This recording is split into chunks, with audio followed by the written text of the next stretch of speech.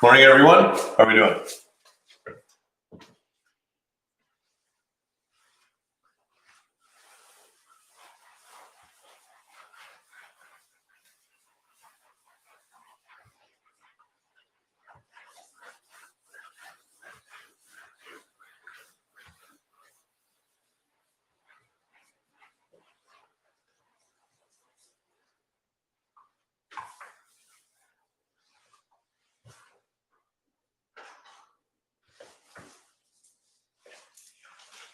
Questions while we wait for people to come in?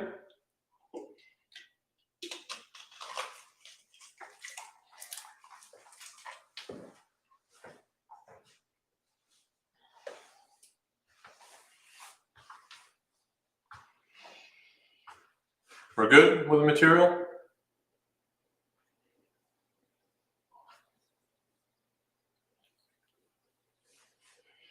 Why don't I give you the first question then?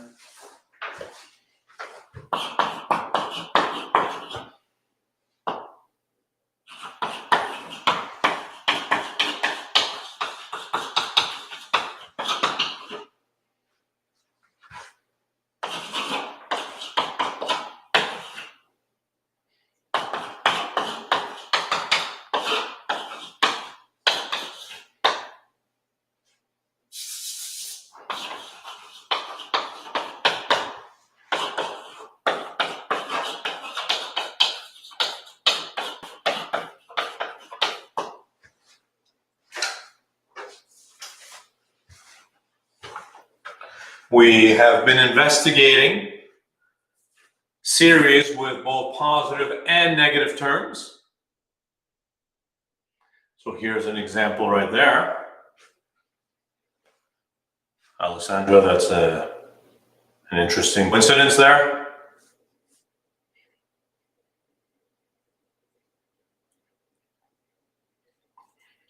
Are there times where you have to use the comparison test? I think so, yes. Yes, and I'm sure you want an example.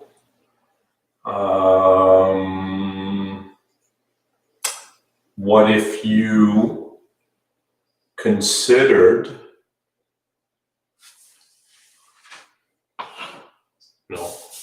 what is that?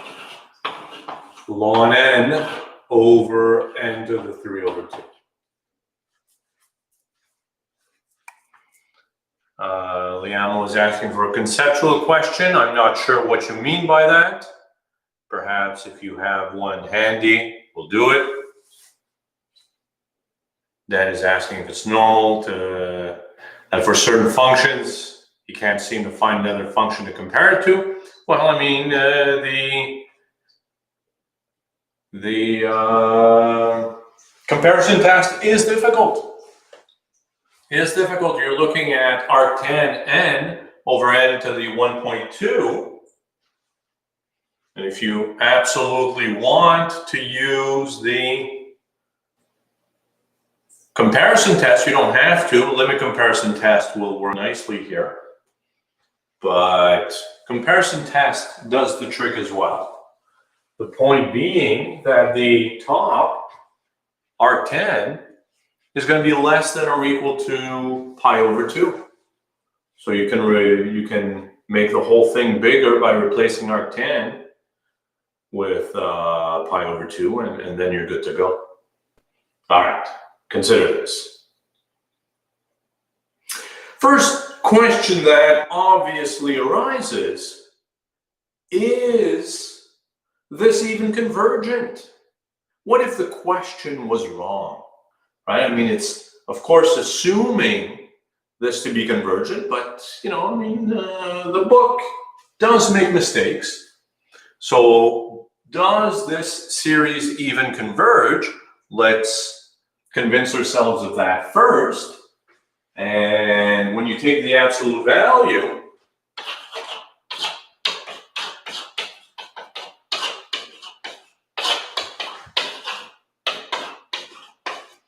you get the series 1 over n to the 6, which is a convergent p-series, where p is equal to 6, bigger than 1.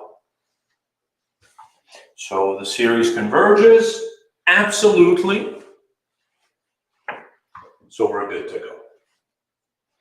Now, it's asking us to approximate, and we're going to make use of the fact that it's an alternating series. And you know that if the hypotheses of the alternating series test are verified, then the difference is going to be less than the next term in line. The error is less than or equal to the next term in line. So let's verify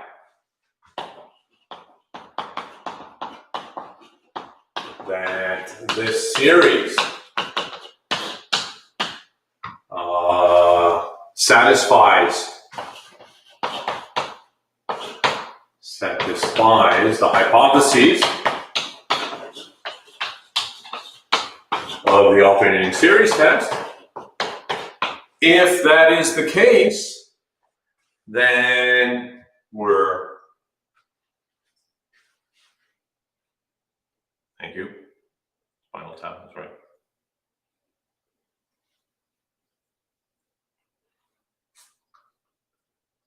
So if that is the case, you know how to approximate. What are we saying? The limit, of course, as n goes to infinity of 1 over n to the 6 is easily seen to be 0. And the derivative of 1 over x to the 6 is negative 6 over x to the 7, which is easily seen to be negative on the interval of 1 to infinity. All right. So we're good to go. If it absolutely converges, doesn't it satisfy the alternating series test for sure? No.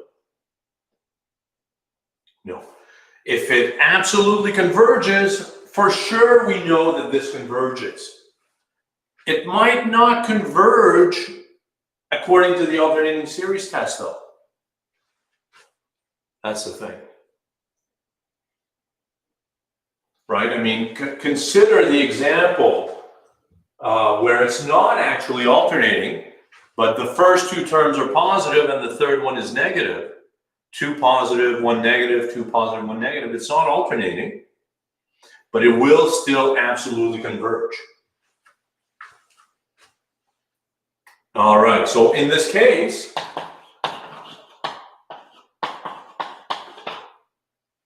the difference between what the series actually converges to and some partial sum, if you're adding the first n terms, we know this to be less than or equal to the next term in line, 1 over n plus 1 to the power 6. That's the whole point of checking the hypotheses of the alternating series test. Since it satisfies the alternating series test, we know this to be true.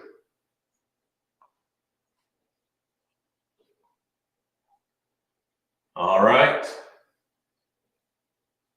Now, we want correct to 4 decimal places. So as we did before,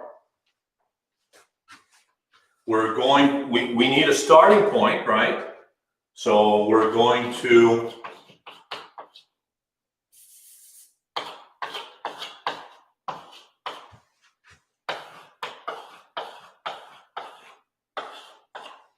look for one more, right? 4 zeros and a 5. Again, this in no way guarantees anything. It is just a starting point. 10, 100,000, 10, 100,000, 10,000, 100,000. So this is really 1 over 20,000.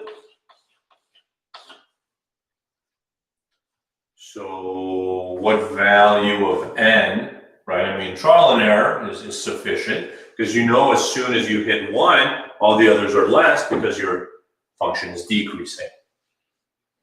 So if n is what, 5? 1 over 6 to the 6. Anybody with a calculator? Do I want to Wolfram alpha this?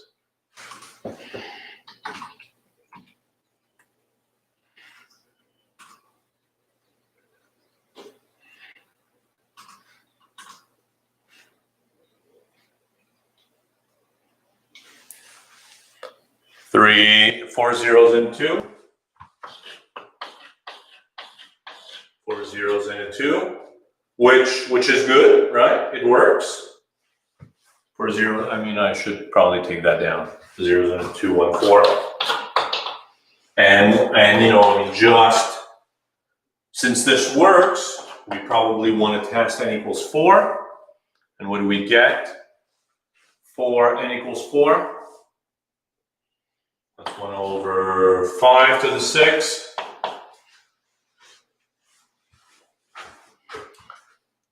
Four zeros and a 6.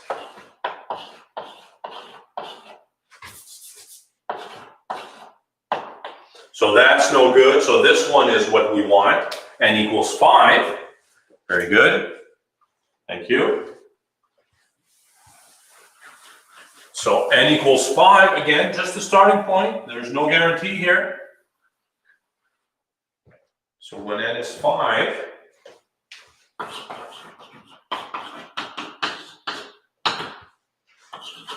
let us look at the sum from 1 to 5 of -1 to the n plus 1 over n to the 6.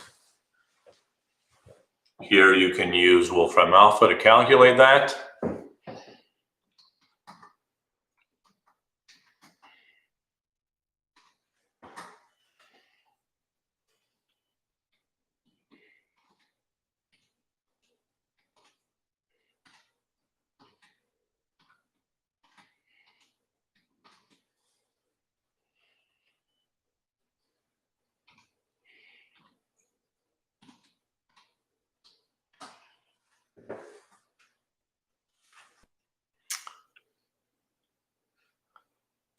I have, according to this, 0.98, 55666, 66601, something. Does everybody have that?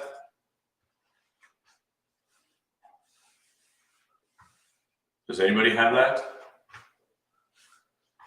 Can't we just solve for n and solve trial and error? That's fine.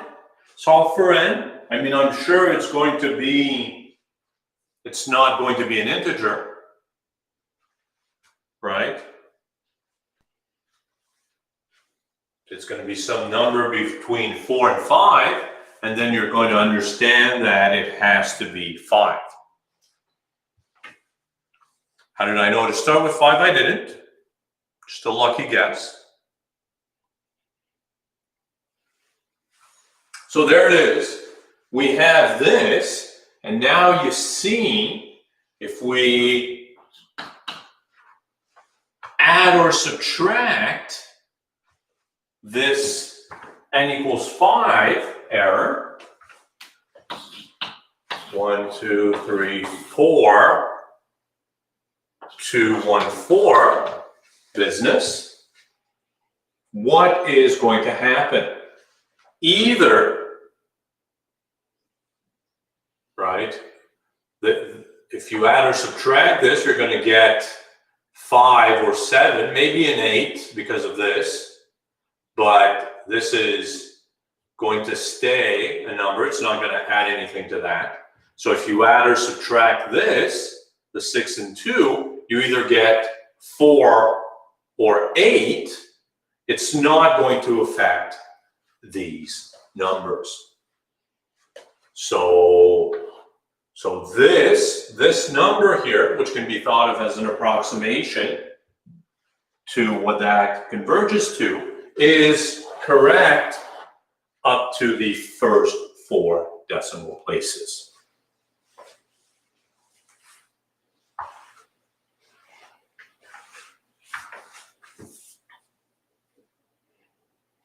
There it is.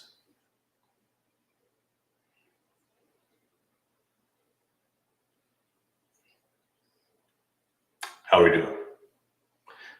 Well, I mean, you're maybe asking yourself on an in-person exam where you're not allowed calculators, would you have a question like this? The answer is yes. Except that it wouldn't ask you for the first 4 decimal places to be correct, but it might ask you for an error. So it might, here's the reformulation of the question. How many terms must you add to get an error less than 0.00005? And the answer would have been 5. You need to add 5 terms. You can calculate this without a calculator. You can calculate this without a calculator, and you're good to go.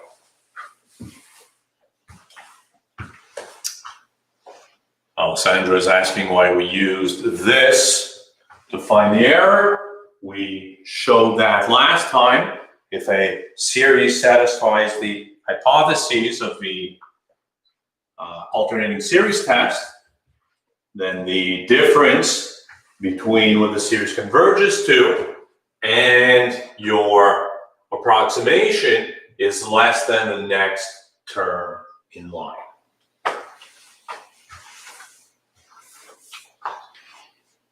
And somebody's asking why we have to check for the alternating series test. We only know this inequality to be true under the hypotheses of the alternating series test.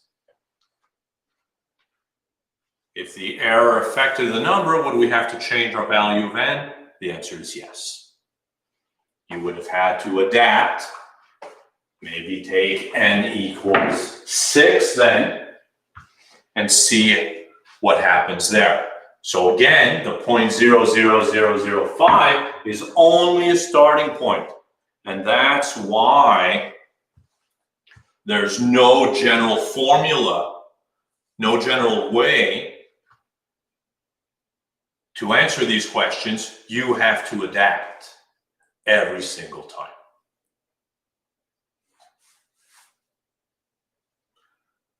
We've already done many examples. I feel we've done enough.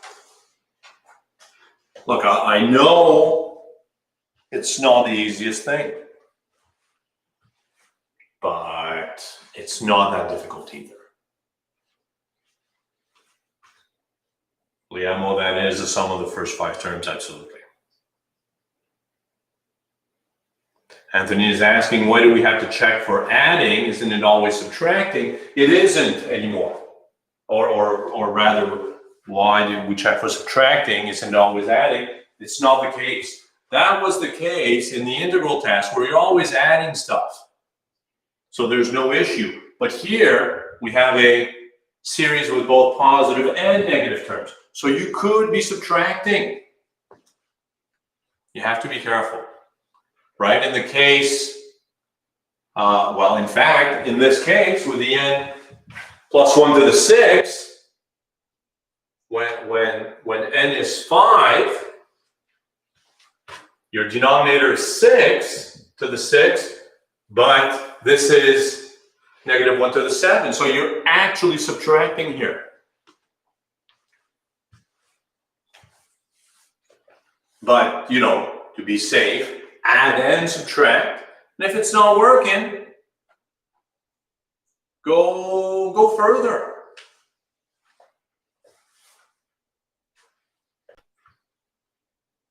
All right.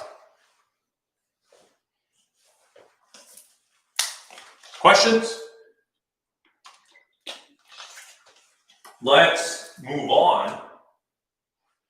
Let's move on to an amazing observation due to Riemann.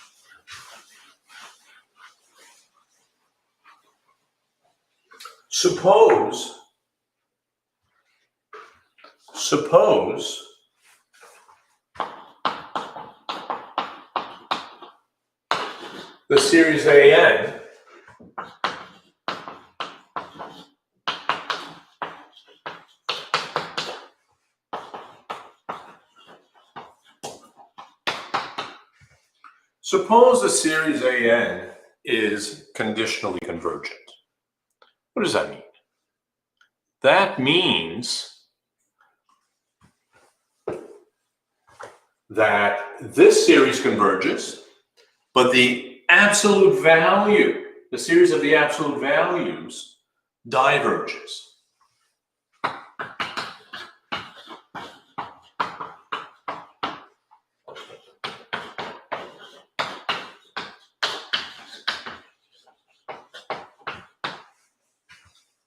Right? Now, consider, so in other words, this must have had both positive and negative terms. We saw before that if you add a convergent series with a divergent series, you get a divergent series. So 1/2, I'm just throwing out a 1/2 here.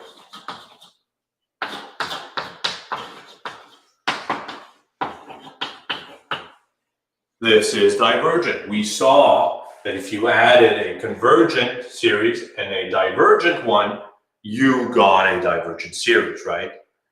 We proved that in class. Let me bring the 1/2 inside.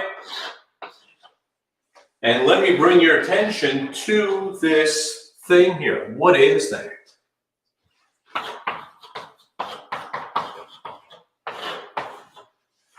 What is that?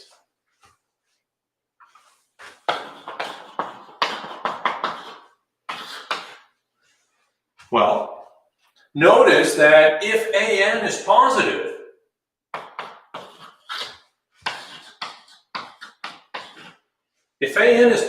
what is the absolute value of AN? The absolute value of AN is just AN.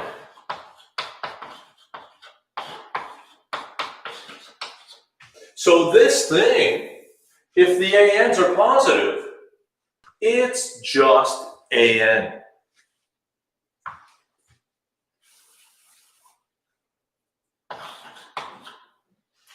What if the ANs are negative? If AN is negative, this is negative AN. And negative AN plus AN is 0, as suggested. So this business is just, this thing is just adding together the negative, the positive values of the series. This is the sum of the positive values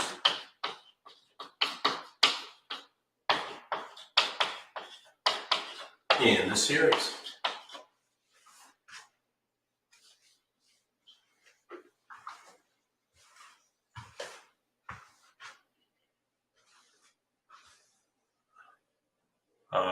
Yajiv, I'm not sure what your question is. Isn't that a contradiction? AN converges, but the sum AN must diverge.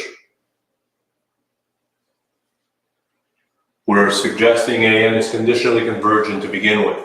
So this converges, but that diverges, and consequently the sum of a convergent and divergent series is divergent. We proved that in class. Why did we add the 1/2? Only because I knew what the answer was going to be. I wanted the ANs here. But if AN is negative, then how is it the sum of positive values? Well, I'm saying that here, you just get the positive values out. Otherwise, you get a 0 when the ANs were negative. We divide by 2 because it works. If you weren't dividing by 2, then you would have a 2 here. It would be twice the sum of the positive values. Similarly,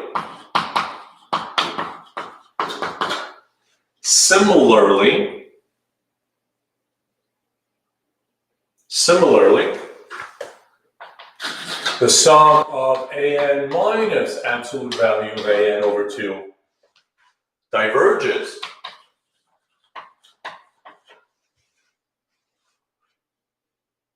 Right, because it's the sum of a convergent series and a divergent one.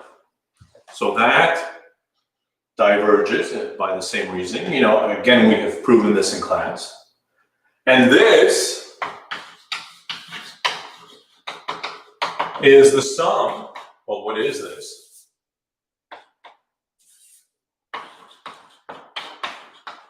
Repeat. If the ANs are positive, then you don't need the absolute value. Absolute value of AN is just AN, and you get AN minus AN, which is 0. And if AN is negative, then this is negative AN. Negative negative makes it a positive. You get 2 AN over 2, which is just AN. So this is the sum of the negative values of the series. So what are we saying? We're saying that if you add just the positive values in the series, you get infinity. If you add just the negative values in the series, you get negative infinity. Very nice, very interesting. Where are we going with that?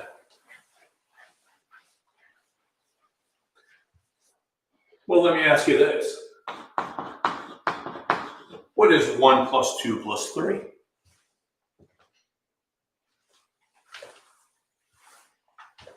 It's not a trick question. You know that to be 6. What about 2 plus 1 plus 3?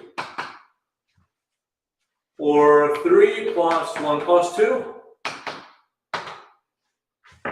It's all 6. right? This property of real numbers that you know is called the commutativity property of addition. It doesn't matter how you add the numbers together, it's always the same answer. Exactly that. But is this true? Is it true? Can you always add numbers as you want them and you always get the same answer? Well, in fact, it isn't. It's not true.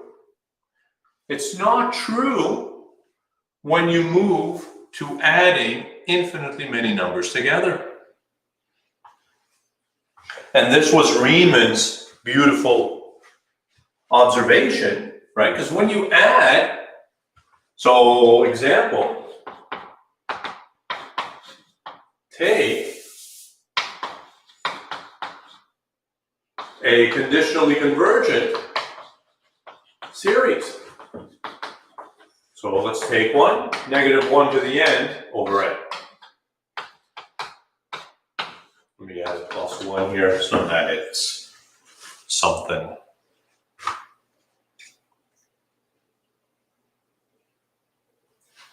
Right? Take a conditionally convergent series. You know this is not absolutely convergent because it's a p-series with p equals 1.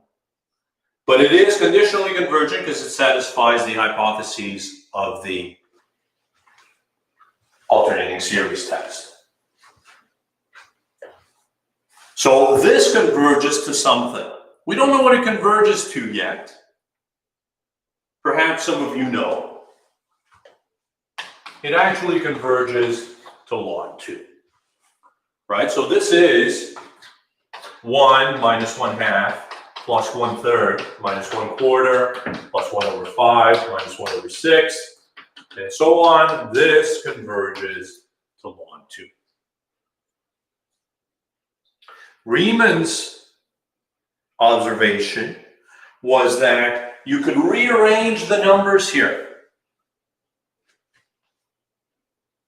You could rearrange the numbers in a conditionally convergent series to have the new series converge to anything you wanted to. So fix any number you want, including infinity or negative infinity. Marie's asking, why is it log 2? Let's postpone that discussion. We might actually get to it today. I might actually prove to you why this is log 2 today. But if you take any number, including infinity or negative infinity, you can rearrange the numbers in this series to converge to the number you started out with. So you can give it any number, you can display a rearrangement which is going to converge to that number. And how does that work? You know that if you add just the positive terms together, you get a divergent series. The series goes to infinity. So here, your series converges to log 2 as it is. Take any number you want. Let's say 17. I'm going to display a rearrangement of these terms, which converges to 17.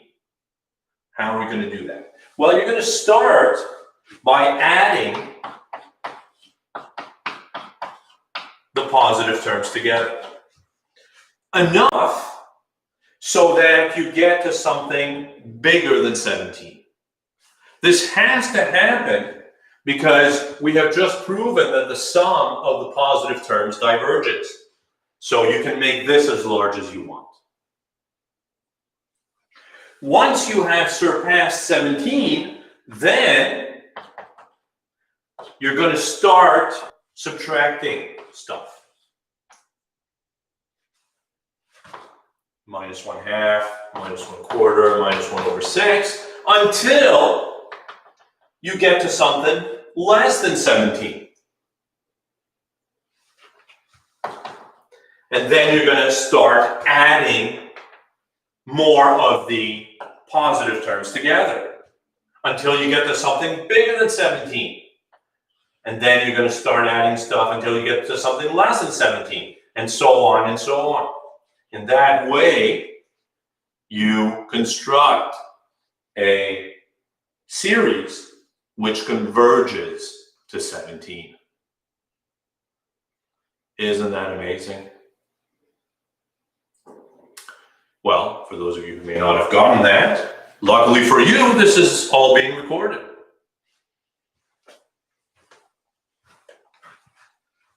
So a rearrangement, a different way of adding exactly the same numbers, gives you a different sum. And 17 here, as Said suggests, really could be anything.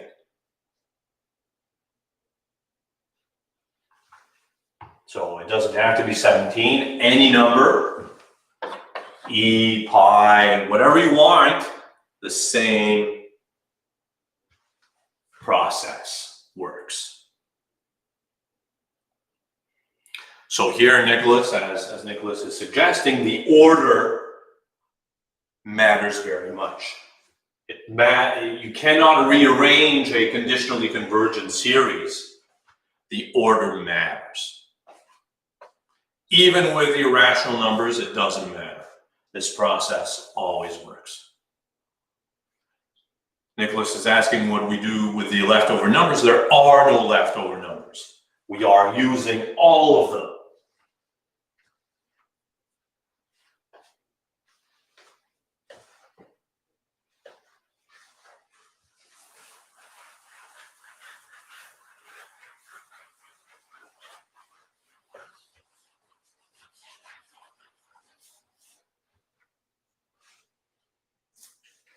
How are we doing?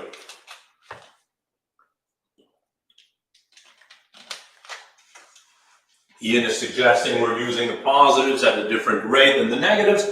Possibly. Possibly, we don't know that. I mean, it really depends. But probably in this case, if your number is closer to 0, you might add more negatives than positives, but regardless, all the numbers are being used. What's the point of this? Well, I mean, what's the point of anything, really? Right? It's a beautiful observation. This implies that even though you know addition to be commutative, when you're adding a few numbers, it's no longer true when you're adding infinitely many. And exactly, it's very counterintuitive, as Rick has suggested. All right, let's move on.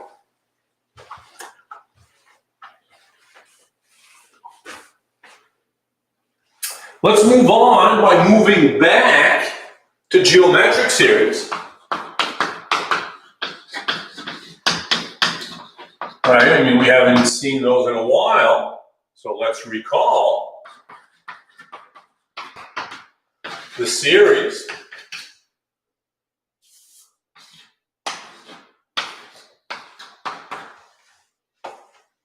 The series a to the n. Nicholas is asking why we need this knowledge. Isn't it beautiful? Isn't it amazing? First of all, isn't it amazing that this converges to ln 2? And then isn't it incredible that a rearrangement, you can make rearrangements converge to any number you want, including infinity. Including infinity.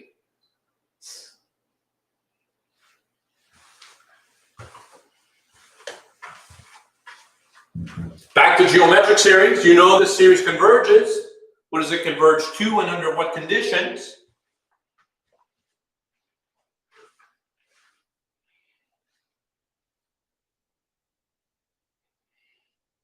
What does it converge to and under what conditions?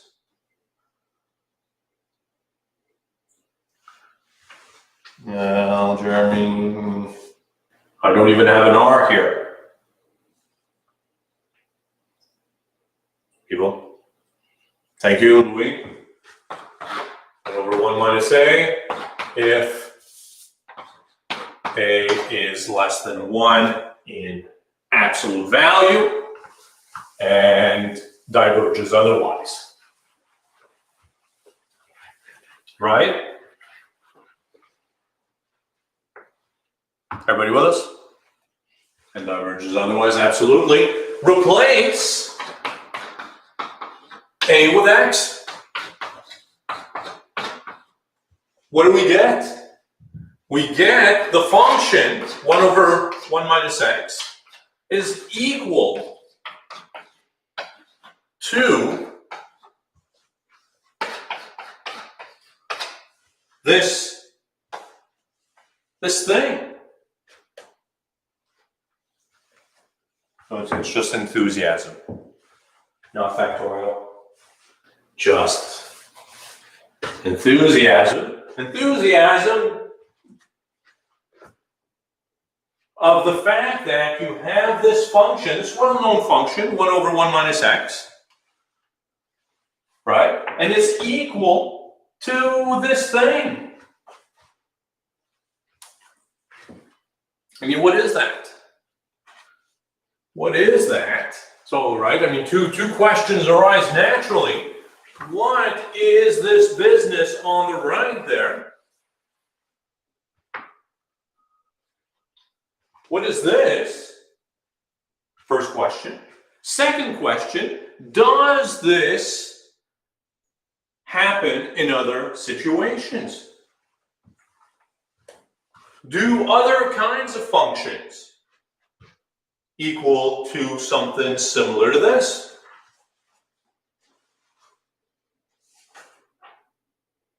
So let's start by giving these things a name. Definition. A function of the form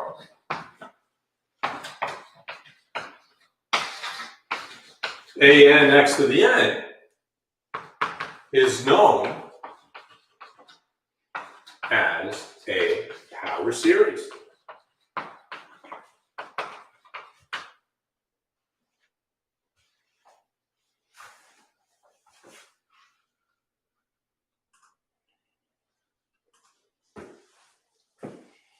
So a function of this form is known as a power series. Example. Well, I mean, we have an example right there, right? X to the n.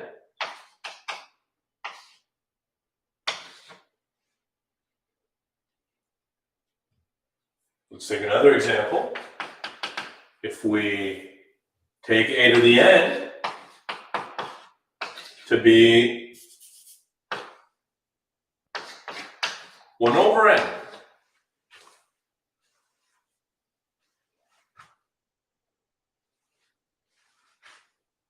Right, so here a to the n, an rather, is 1 over n. So we have another power series, right? This is, of course, by definition, this is 1 plus x squared, x cubed. Here, this is x plus x squared over 2 plus x cubed over 3, and so on, right? I mean, I like to think of these as infinite polynomials, right? They're like polynomials, but that keep going on forever. Also known as power series.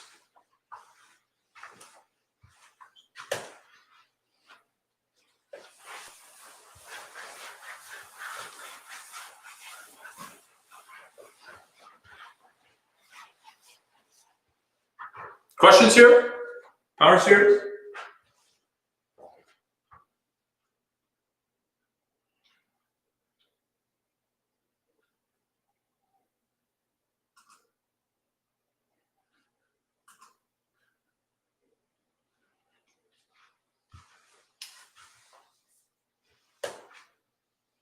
So, and what is the point? The point is that if you plug in values of x, you're going to get a real number out of that. Well, possibly. In other words, first question that arises, what values of x can you plug in? What is the domain of these power series?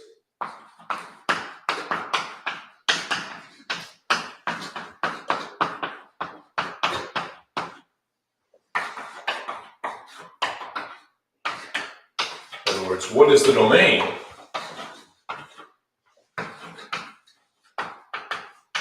of the power series?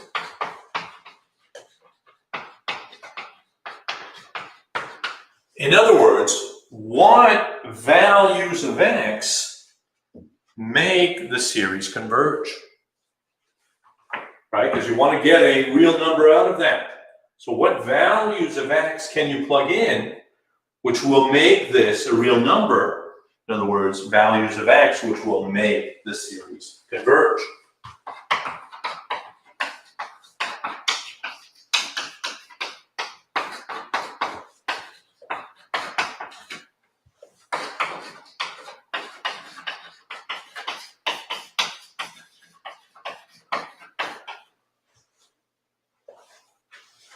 And let's illustrate with a few examples. This question is usually, well, actually before taking some examples, let me introduce a definition. This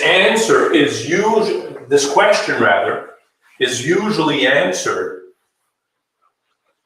using either the ratio or root test,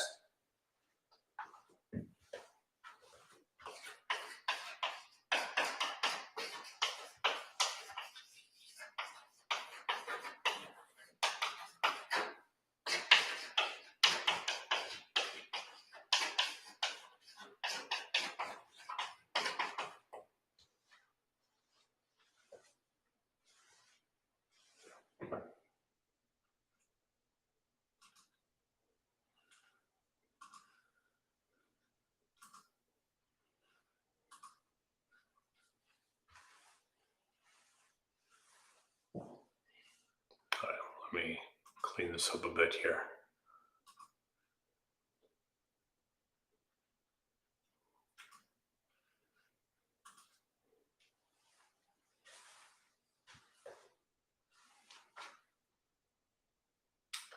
Right. So this question is usually answered using ratio or root tests. Definition.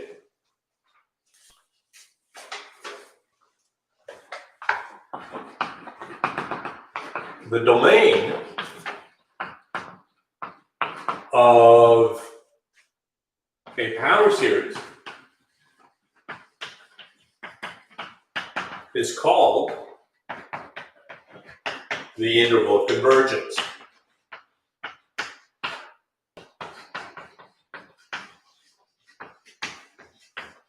Right, the values of x for which the series converges. So this is called the interval of convergence. Half the length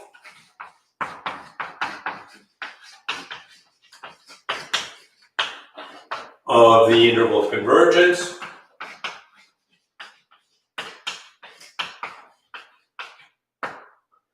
is called the radius of convergence.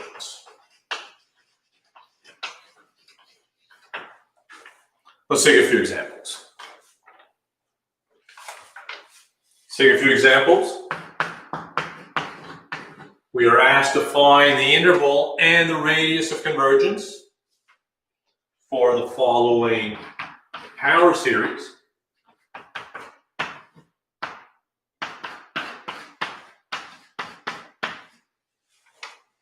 In other words, what values of x can you plug in?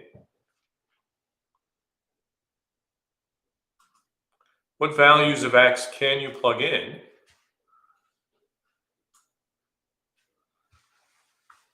which will make this series converge.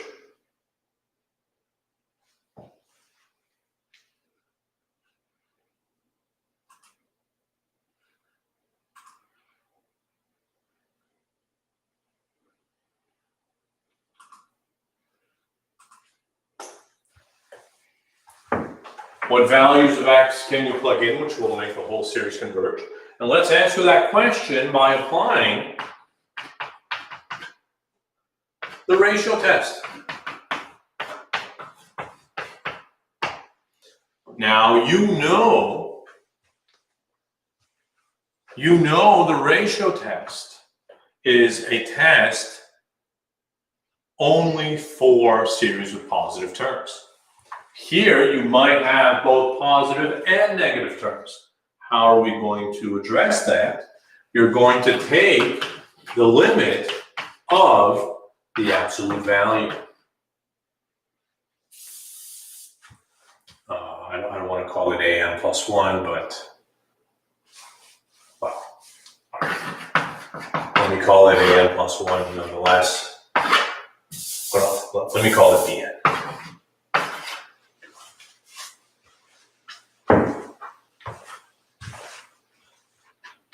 Right, so we're going to apply the ratio test by taking the absolute value of the ratio. In other words, we're essentially testing for absolute convergence. What do we have here? Limit as n goes to infinity. So when you replace n with n plus 1, what do we get? Minus 1 to the n plus 1. N plus 1, x to the n plus 1, the whole thing divided by bn. There we go.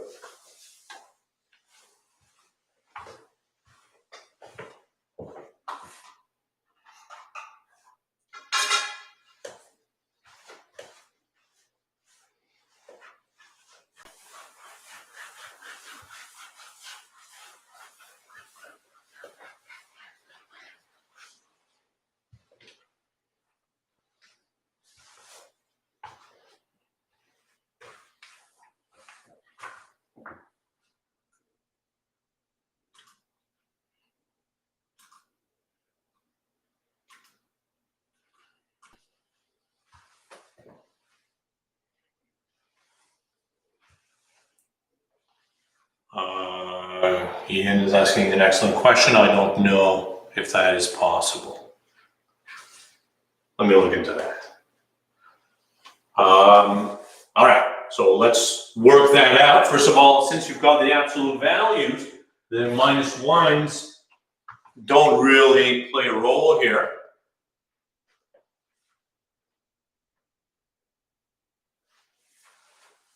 Minus 1s don't really play a role here. The n and the n plus 1 are always positive, and you can cancel an x to the n. What are we left with? N plus 1 over n, and then you've got an absolute value of x. As n goes to infinity, of course, we've seen this many times. You know what happens as n goes to infinity, n plus 1 over n. This goes to 1, right? I mean, it's really, if you want to break it up into two pieces, this is 1 plus 1 over n. As n goes to infinity, this goes to 0. So the whole thing goes to absolute value of x.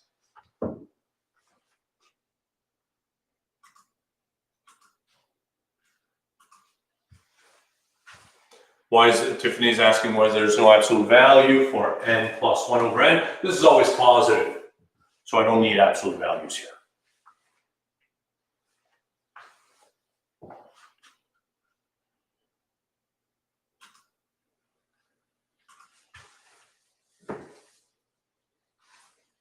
And there it is. This limit is absolute value of x. But what did we do? We did the ratio test.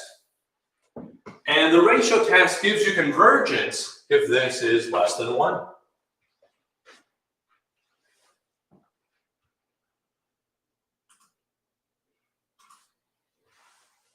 So we have x between -1 and 1. First of all, exactly.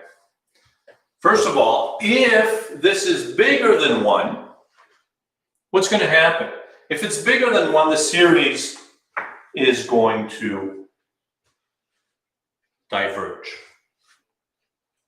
But, very importantly, if you look back at the proof of the ratio test, which we actually never did, we only did the proof of the root test, but the proof of the ratio test is very similar. I invited you to do it.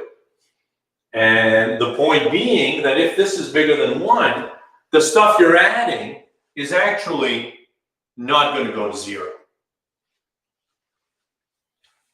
Marie's asking why we assume this to be less than 1. We're looking for values of x which make the whole thing converge, right? We're looking for the interval of convergence. So we want convergence. We apply the ratio test.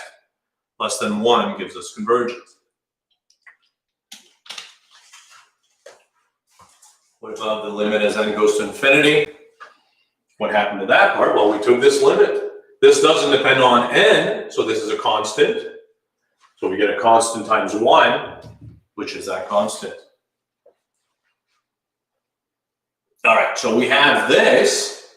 X has to be between -1 and 1. Now, if x is equal to 1 or equal to -1, the absolute value of x is going to be 1. And as somebody is suggesting, this gives us an inconclusive, the test is inconclusive in the ratio test. The result is inconclusive. So we need to test the endpoints separately.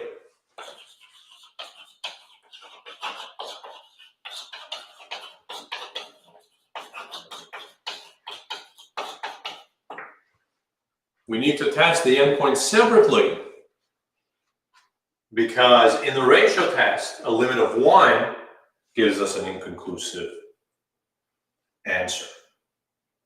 So let's test if x is -1, what are we looking at? -1 to the n and -1 to the n. Right, I'm replacing x with -1 in the original power series.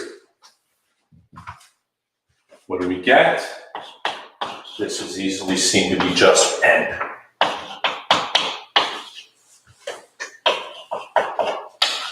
And I mean, of course, you understand immediately what is happening here.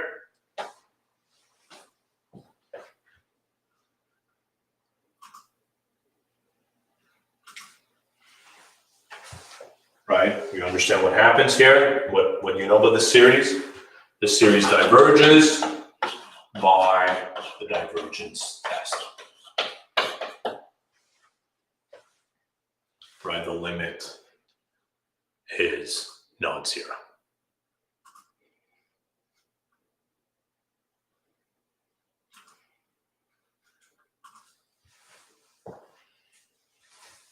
What about, so -1 is not in the interval of convergence.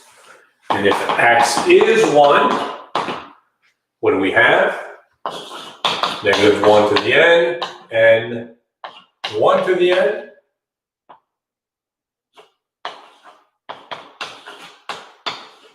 Which is -1 to the n times n. And also diverges by the divergence test. This stuff does not have a limit.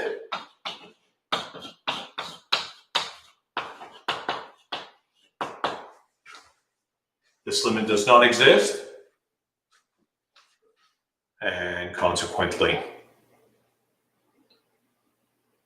the series diverges by the divergence test. What would have made the result conclusive? I suspect you are referring to this. We need the limit to be less than 1. As it's starting to buffer,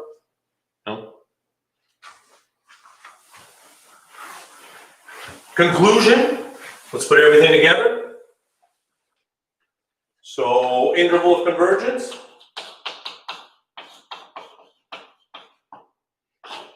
is -1 to 1, not including the endpoints. And the radius of convergence is half the length. This says length 2, so half the length is 1.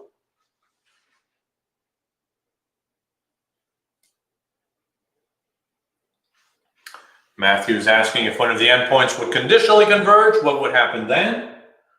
Either, whether it's conditional or absolute, it would have been included in the interval of convergence.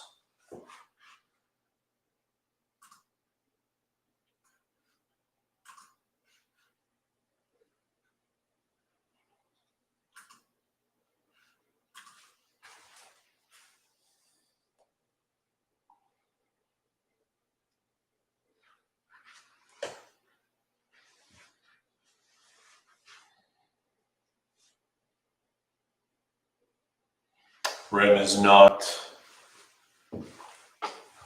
familiar with the open interval notation. Perhaps you know it from the French system.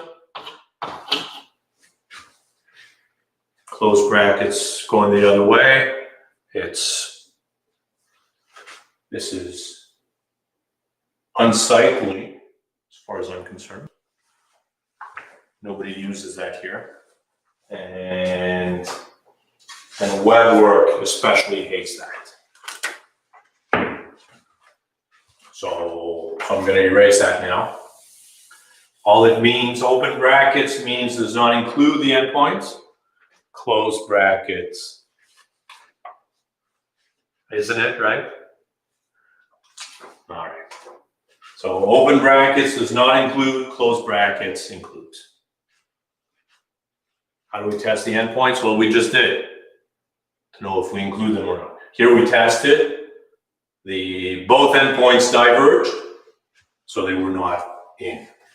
If one of them happens to converge, or both, then we put them in. Let's take another example.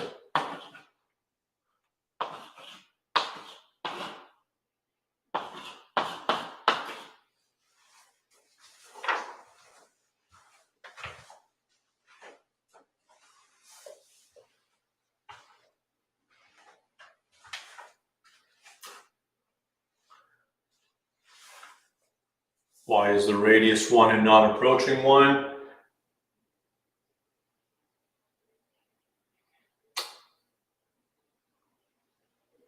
Well,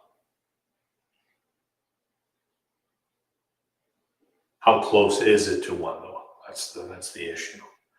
And it's as close as you want it to be, so it has to be 1. Consider this. Would you be penalized if you use the French notation in an exam? I'm sure the marker will understand, but get into the habit of using this notation, because again, right, web work is going to only accept this. So I mean, it's the same question. We're looking for the interval of convergence and the radius of convergence. We're going to apply the ratio test. So 5 to the n plus 1, x to the n plus 1, over n plus 1. The whole thing divided by 5 to the n, x to the n, over n. You're dividing by a fraction. Let us multiply by the reciprocal.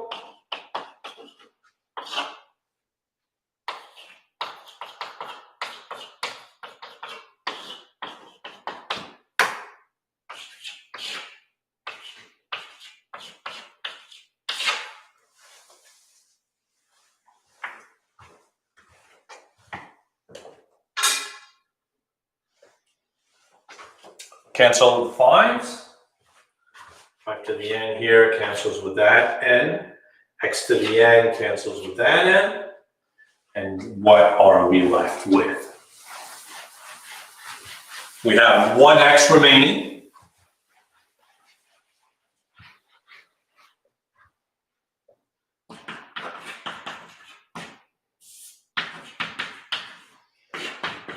So 1x remaining, a 5, an n, and then plus 1 on the bottom.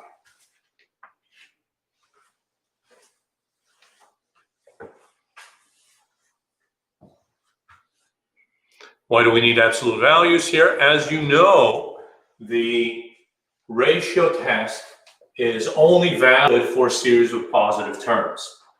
Here, if x was negative, you would have a series of both positive and negative terms. Shouldn't the 5 stay with the x? I mean, it's there, it doesn't matter.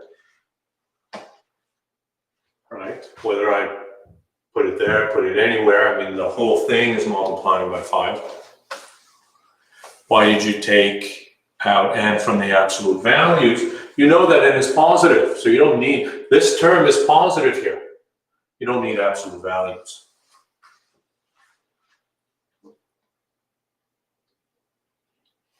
I'm removing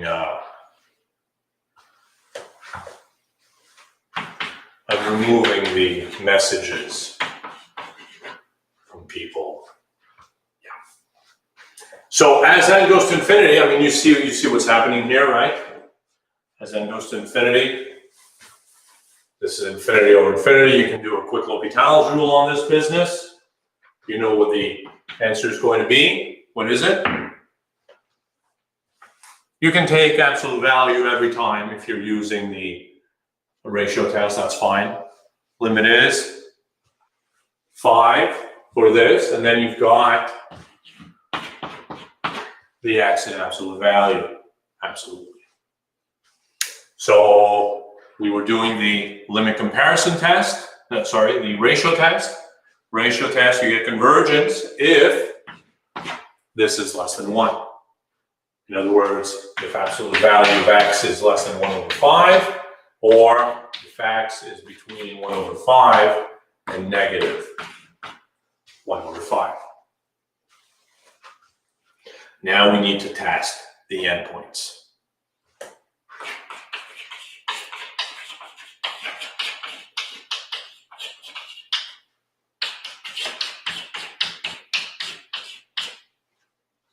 If x is 1 over 5,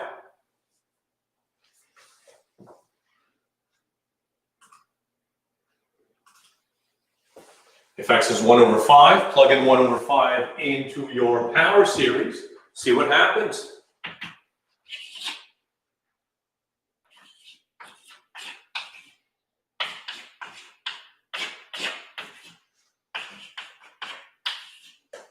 And you see what is happening, right? This cancels with that, leaving you with the series 1 over n. And you know what is happening with that series.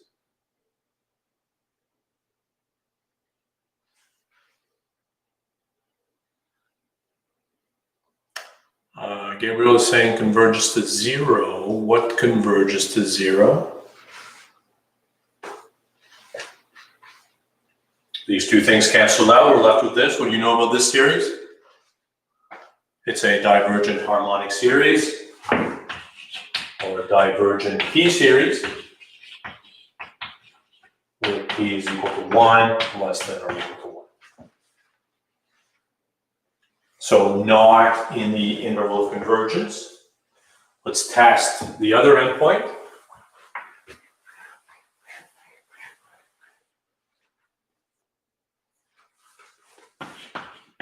For x equal to negative 1 over 5, what do we have? We are looking at the series 5 to the n over n, negative 1 over 5 to the n. And I think you can easily rewrite this. The 5s are going to cancel out, but you'll be left with a negative 1 to the n over n. as suggested, this will be a convergent alternating series. First of all, it does not absolutely converge, right, by the same argument as before, but it is an alternating series. So we can apply the alternating series test. And the limit of this is 0, and the derivative is negative 1 over x squared, which is always negative, so decreasing.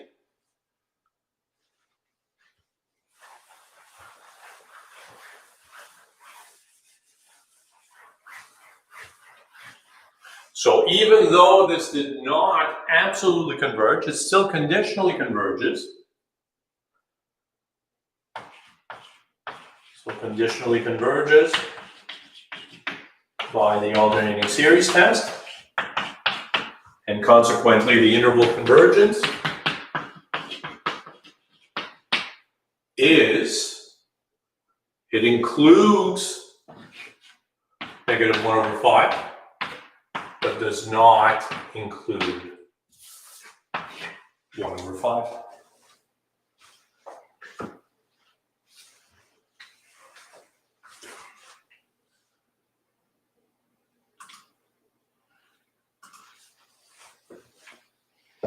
There it is. That's the interval of convergence, and of course the radius of convergence is easily seen to be 1 over 5. Absolutely.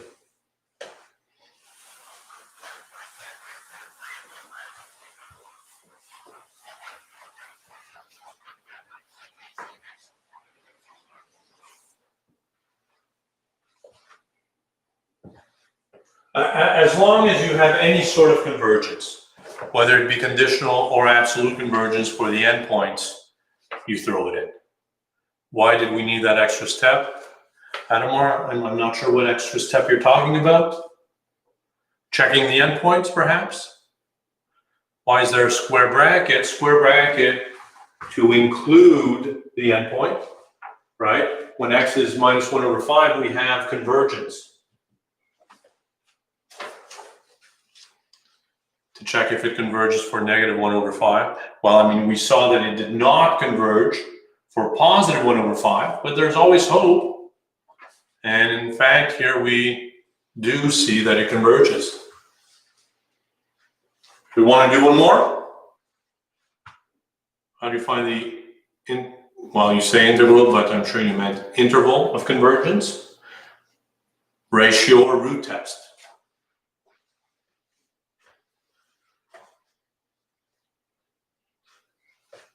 Let's consider this.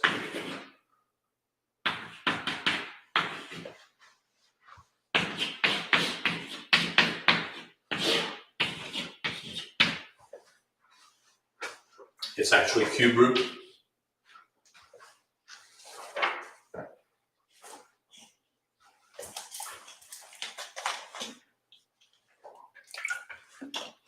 What does the radius of convergence symbolize?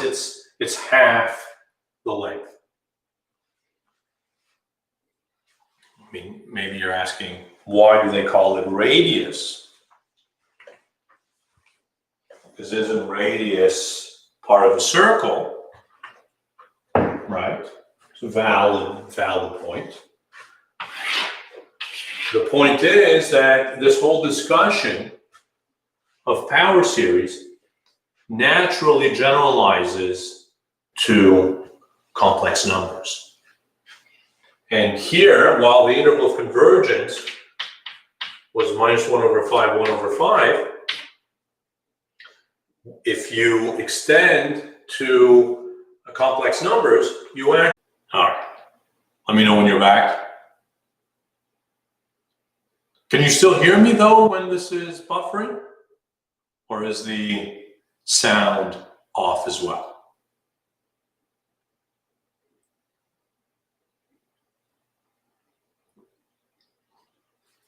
We're back, thank you. And while it's buffering, I mean, you can't hear, right? There's no sound either, no video and no sound. Right. Okay. So all I was suggesting is that this whole thing extends to the complex plane. And in the complex plane, you do actually have a disk. You do have a disk instead of just an interval.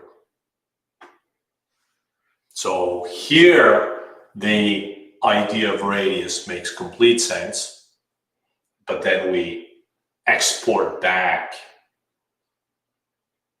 the radius to just the interval.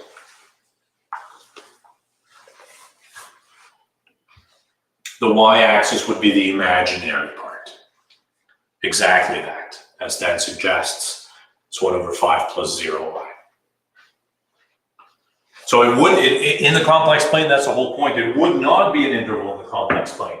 It would be a whole disk centered at 0 of radius 1 over 5.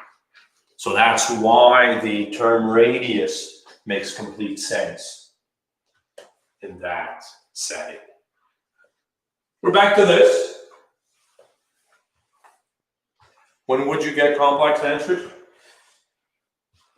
Always is the right answer to that. Always.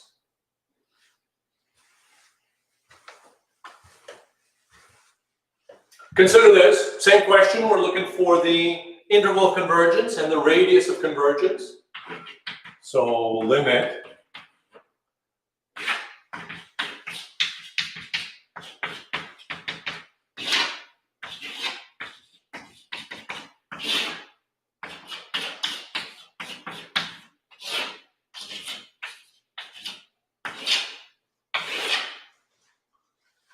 and we are dividing by a fraction, so let's multiply by the reciprocal, simplify that.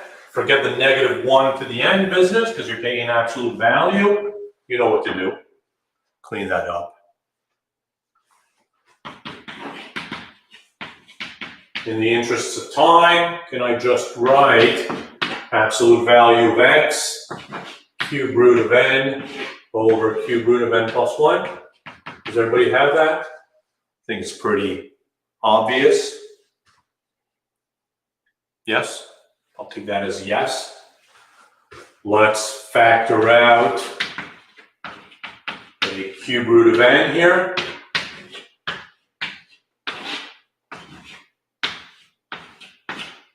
Leaving you with cube root of 1 plus 1 over n.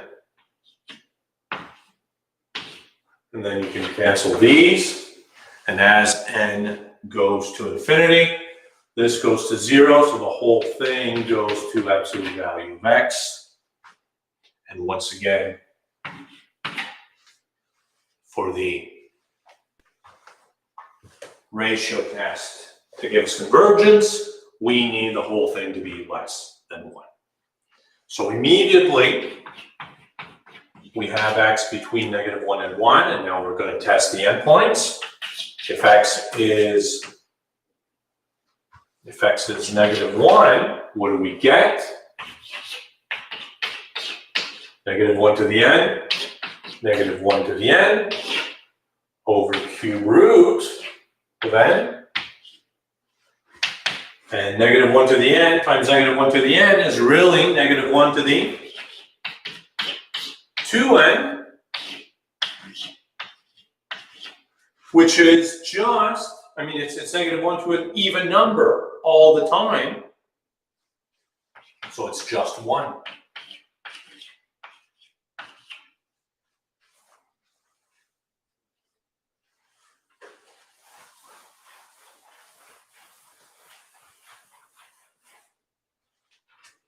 And conclusion here, this is a divergent p-series where p is equal to 1/3 less than or equal to 1. So -1 is not in the interval of convergence. If x is 1, what are we looking at? Immediately,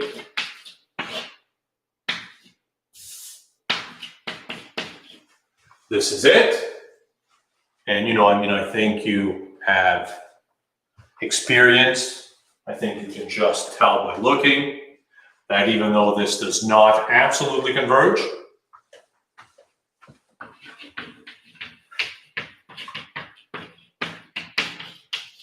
by the work we just did here, there is hope for conditional, and limit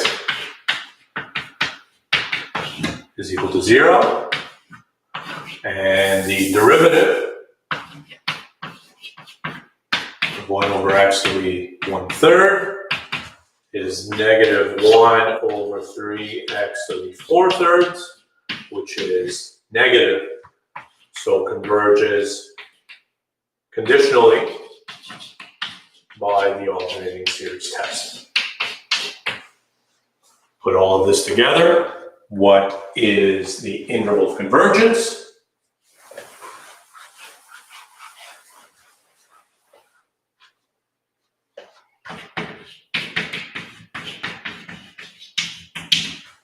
Interval of convergence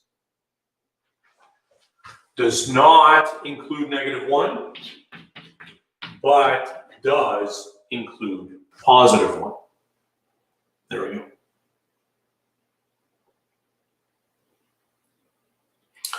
If you do the root test to find the interval of convergence, you also take the absolute value. Indeed, you do. Because you know ratio and root tests are only for series of positive terms, as Dewey has suggested. And Tiffany gave us the answer very nice. There we go. How are we doing? Questions here?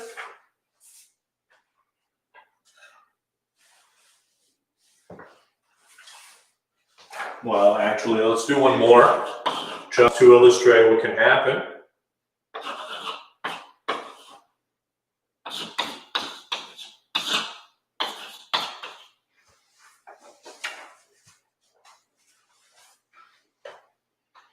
What is, so again, right, I mean, same question, find the interval and the radius. Here we didn't mention the radius, but you know what it is. Radius is 1. What happened to the -1 to the n, or to the 1 when we are reducing the fraction, but everything is an absolute value. I mean, we don't have it here anymore, but it's all an absolute value. So -1 in absolute value is just going to be 1. Here we're doing the, let's do the ratio test again. This is x to the 2 n plus 1 over n plus 1 factorial over x to the 2n over n factorial. The whole thing in absolute value.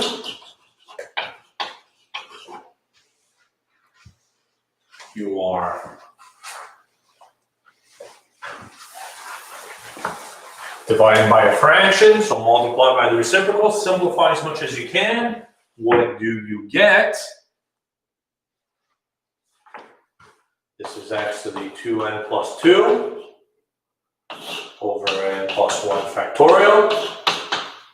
This is n factorial over x to the 2n. I don't need absolute values anywhere because everything is positive. This x to the 2n cancel. N factorial and n plus 1 factorial cancel. You know exactly how that happens. Leaving you with just an n plus 1 in the denominator.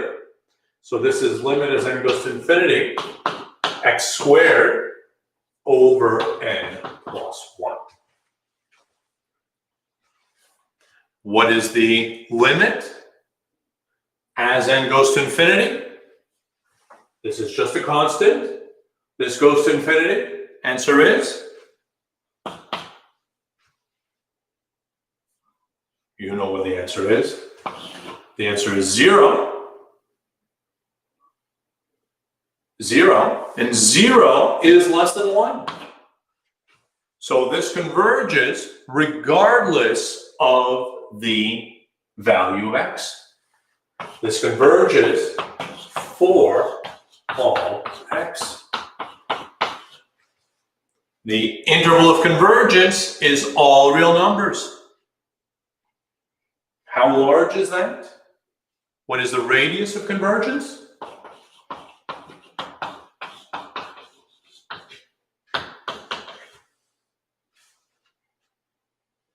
Why did we take the absolute value for this one? We always take the absolute value. Radius of convergence, half the length of the interval, infinity.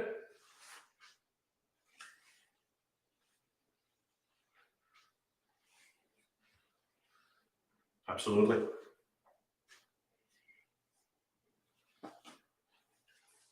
Questions? How are we doing with power series?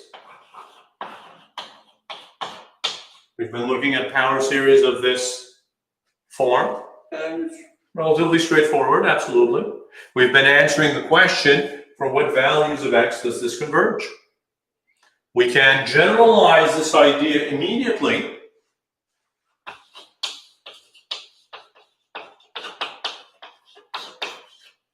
Instead of just having powers of x, could we not have powers of x minus something, where the c is a fixed number?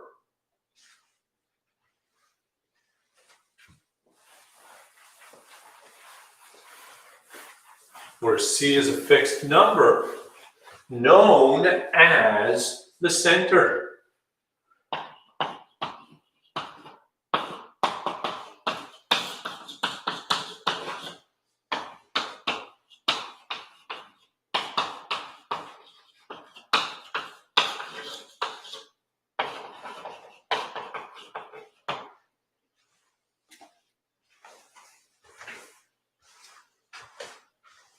Where c is a fixed number known as the center. Why is it known as the center? Notice that if x is equal to c, this series always converges, right? Because this is a0 plus a1 x minus c, a2 x minus c squared, and so on. If x is equal to c, everything is 0 except the first term. So you have convergence here. If x is equal to c, your series always converges.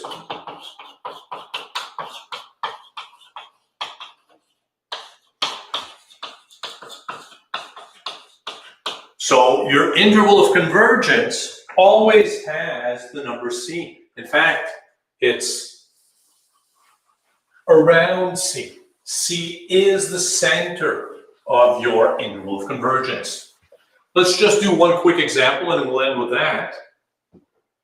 Because, if you can do series in general, you can easily extend to things of this form. Consider the following scenario. Same question. We are looking for the interval of convergence.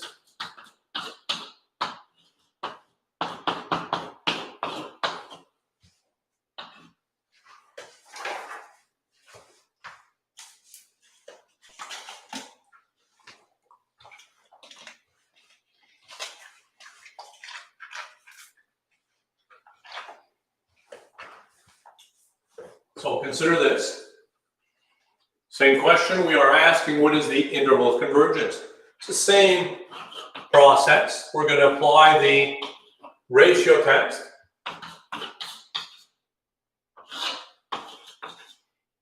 So n plus 1, everywhere you see an n, you replace with n plus 1.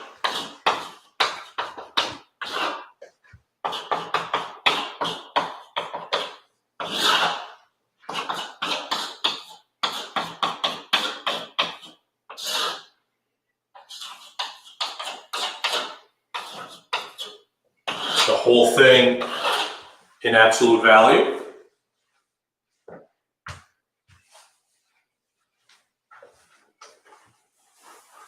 You're dividing by a fraction, we're going to multiply by the reciprocal. Flip it, simplify everything that you can. Since you're in absolute values, the negative ones don't really matter, right?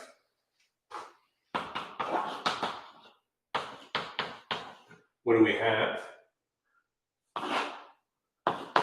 X minus 1 to the n plus 1.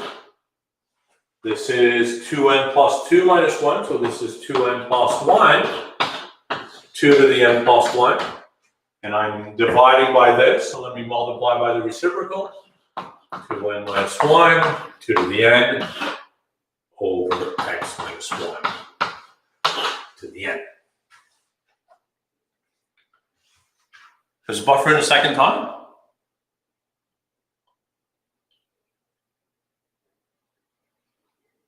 Can we just invert and multiply by the denominator immediately? Don't do that. Don't do that. Take one step. You know, it's important for the reader to understand what you're doing. And if the reader doesn't understand, or if you made a mistake, a terrible, terrible mistake, then we're in trouble. Let's cancel one of these. That's gone. We'll cancel these. What are we left with? Take the x minus 1. That's an absolute value. We have 2n minus 1, and then we have an extra 2 and a 2n plus 1.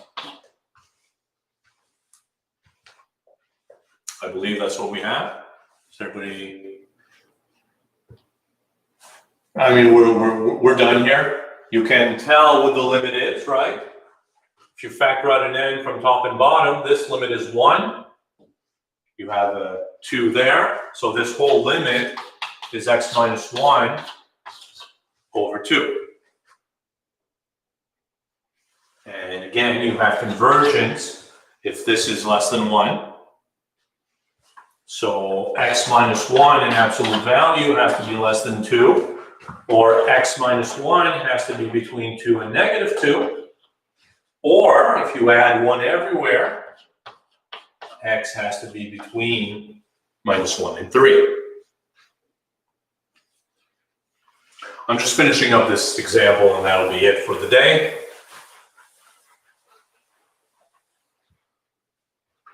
So, blah, blah, blah. Test the endpoints. I am not going to test them because we are running out of time. Let me suggest, what do I want to suggest? -1 not included, but 3 is. So this is going to be the interval of convergence.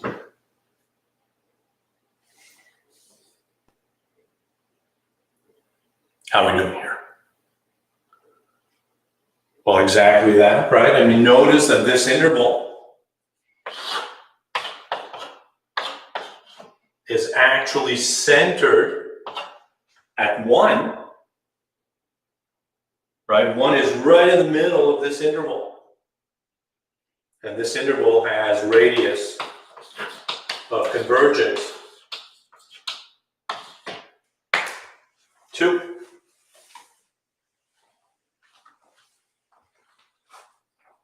And the radius is 2, exactly that. There it is.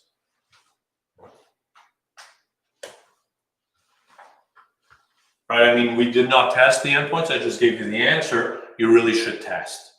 Right, you're going to test using another test, because of course the ratio test will not work here for obvious reasons. Will we calculate the sum at some point? Absolutely. Absolutely, next time. On Tuesday, we'll start seeing how to make use of this idea to calculate sums. Well, if you believe that the interval of convergence is this, the radius is half the length. So 3 minus -1, that's 4. 4 divided by 2 is 2. How are we doing here? Questions? So we're already very late. It's a good place to end. Thank you all for coming. Have a good weekend. And practice this business of power series, finding their interval of convergence. And we'll pick this up again on Tuesday. You guys have a good one. See you soon.